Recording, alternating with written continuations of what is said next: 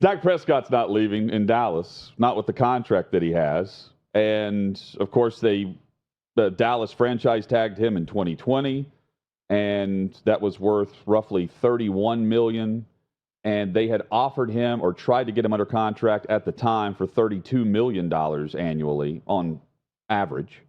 And he cashes in on that even after he, broke his ankle that same season and only played in 5 games the year they franchise tagged him. But now they're locked in. They're handcuffed to this deal. They could restructure it and free up some cap space. But all of the discussion, Chad, about the Dallas Cowboys, where they're headed, have they peaked? Are they going to get back to a conference championship game after losing to San Fran now 2 consecutive postseasons, most recently last week, where they're sent home in the divisional round? Dan Quinn's coming back as defensive coordinator. Kellen Moore, they're not definitive one way or the other on him as offensive coordinator. They're hoping he looks around, is what it sounds like. So many questions for a team, Chad, that has not reached a conference championship game in front of 26 other NFL franchises, teams with more recent conference championship matchups. It's a lengthy list, and Dallas is sitting there with an owner who wants to win badly and hasn't done a bad job, by the way, of collecting talent as general manager. Let's also say that for Jerry Jones. Where do they go from here, knowing that they can't really do much with Dak Prescott due to the contract other than kick the can down the road and extend him and free up some money in cap space now? You know, you hear 26 teams, and you see on this graphic what 26 teams looks like. With the last time that the Cowboys, that have been to a conference championship since the last time the Cowboys did it. The Jets, the Bears. Cowboys are in a fine spot, but also a tricky spot is the way I look at this, because Dak Prescott is a borderline top 10 guy. We'll get to our, we had our top 10 list earlier, actually. He's right there. So he's right there in the mix of top 10, but he's not what anyone would describe as an elite guy in the NFL. He's a very good NFL quarterback, not elite. Not necessarily clutch when given big opportunities against great NFL teams in the playoffs. And again, there's a select few that are like that. But the Cowboys overall, good running game, emerging young receiving star in CeeDee Lamb, really good defense. Micah Parsons is an absolute star on defense. So overall, when Jerry Jones says, I like our chances given a year now to prepare and get back in the spot, that Dak will come through better than he did in this game. Well, he's going to get on the postseason. He can do that. It's the team that's going to help him come through. But I don't know how, given the experience that we've seen and what's happened, and also with the injuries, how you could truly just say, blind faith-wise, this guy's going to get it done. He's eventually going to get there and get it done for us in the postseason. Here in the state of Tennessee, we talk about this with Rick Barnes. In college basketball, great coach, great guy, great developer of talent, has a lot of regular season success. March record is terrible. Once it gets to the tournament, he does not have a good record. He doesn't have a good record at Tennessee. So to say, man, Rick Barnes is going to get to a Final Four at Tennessee, I can't say that, because they always find a way to either run into the wrong matchup or play awful at the worst time and not get it done. I feel the same way about the Dak Prescott quarterbacked Cowboys right now. So if you're Jerry Jones, you're really taking a leap of faith here to say, this guy's going to win us a Super Bowl. It's going to happen. I understand that leaps of faith happen all the time in sports and that you have to take those.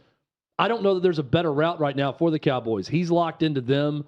They're locked into Dak Prescott. I'm just saying I haven't seen it. I don't have the evidence to say he's going to knock down that door eventually and he's going to hoist a Lombardi trophy. I can't say that right now, given the track record. What he needs, so 2 things that come to mind. Number one, something that I've been trying to shout from the rooftops. Dallas needs to be a run-first offense. They should go behind that offensive line and run the football first, and they don't do that. Dak Prescott throws way too many picks. This is number 2. They need the Daniel Jones effect on Dak Prescott. Brian Daboll and the way he has toned down the turnovers for Daniel Jones has earned Daniel Jones a big payday with the New York Giants. A guy that turned it over 55 times in a single season was protecting the football in a crazy way while still throwing the football well in 2022. Speaking of Daniel Jones, we have Dak, who played in, 12 games this year, 13 games this year, and threw 16 or 17 picks and led the NFL in that category. I mean, it's just, he puts the ball in harm's way, and he's giving up possessions, even though they're still putting up 30-plus points a game. I get it. The offense is really good. So is their defense. But when it comes playoff time and Dak's turning it over, you're not winning those games. And it was the same issue with Josh Allen this year. They've got to rein him in, and I think the only way to do that is to just have a mindset organizationally that you're a run-first offense. And Dallas is okay with that. I mean, they should be. They've drafted Ezekiel Elliott in the past. We know what Emmitt Smith meant to that team.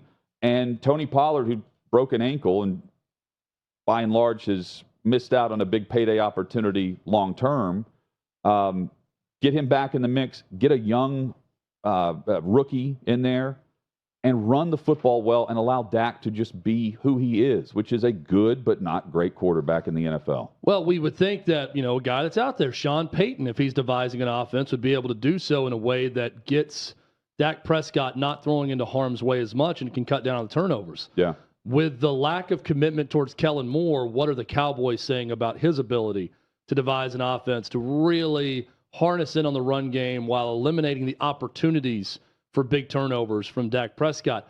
I would say faith in Kellen Moore in doing that is not very high with Dallas. So if that's the case, who is the coordinator that can get a system, and maybe it is Kellen Moore, that can change a bit, that can get a system ready to where he's not throwing as many interceptions, not turning the ball over as much, or Hutton, the other possibility is it's just who Dak Prescott is.